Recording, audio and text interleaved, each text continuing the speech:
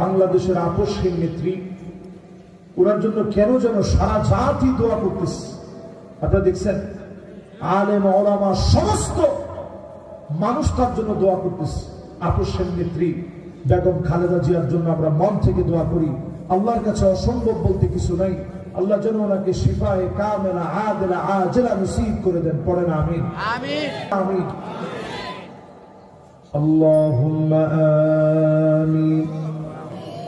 আল্লাহ তাআলা আমাদের বাংলাদেশের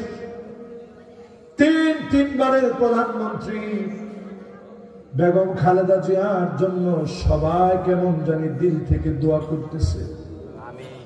আল্লাহ বাংলাদেশের এই সময়ে মেহেরবানি করে বিপদের কোন সংবাদ আমাদেরকে শোনায়েন না রে আল্লাহ।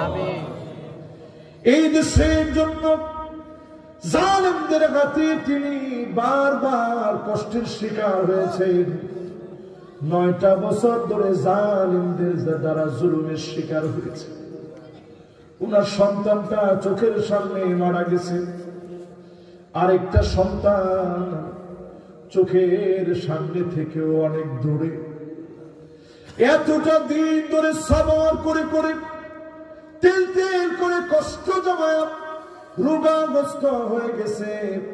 মেহেরবানি করে আপনি শাফিউল আমরাত, সব রোগ শোক থেকে শেফা দানকারী, মেহেরবানি করে শেফায়ে কামেলা আদেলা আজেলা নসিব করে দেন আল্লাহ।